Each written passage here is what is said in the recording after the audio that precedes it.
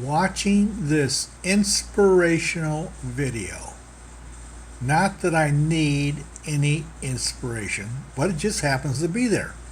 Anyways, I come across this scene. This guy is in the water. Okay?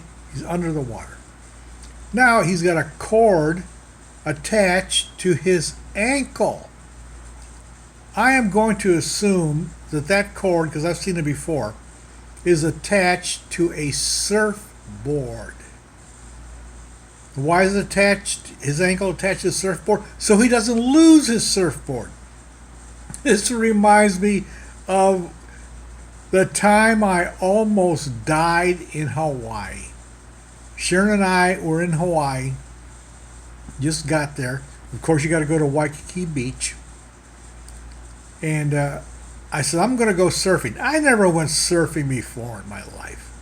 So I told Sharon, I'm going to go surfing. Okay, so she opened up a book, and she's reading on the beach. And I head over to Surfboard Rental. And I rent a surfboard. And then I grab the board. I could hardly pick it up. This was like 1963. 1963. I grabbed that board. I didn't realize how heavy a surfboard was. This thing was about at least 12 foot tall. Solid. It wasn't plastic. It was solid wood. I picked that thing up and dragged it over to the water in Waikiki Beach. Well, I couldn't stand on a surfboard. It was the first time I went surfing.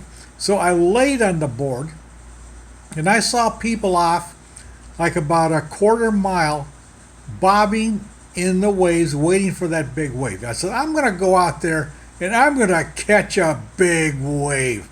And I know nothing of surfing. I get out there, big wave comes. Of course, I can't stand up on the board, nor do I intend to ever stand up on the board. But I figured I'll just ride it in on my belly. So I turn the board around and start paddling away from the wave, hoping to catch it and take it to shore. That wave picked me up, threw me in the air.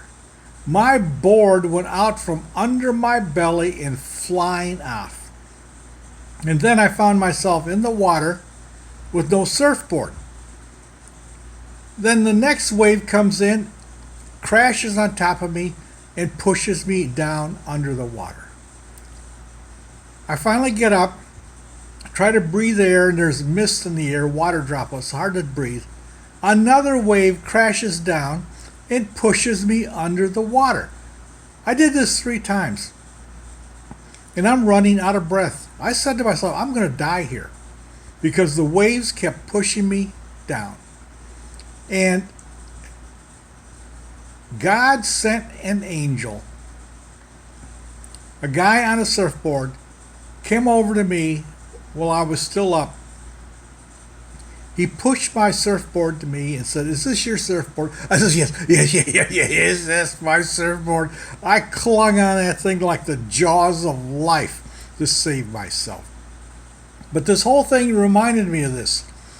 If they only had cords back then in 1963, where I could attach the surfboard to my ankle, when I got knocked off that surfboard, I could immediately got back on my surfboard. But no, they didn't have this back then. So I paddled back to shore, and I turned my surfboard in. I said, I'm not going out there again. I went over to Sharon, and she's reading her book. And little did she know that her husband almost died out there in the surf of Waikiki.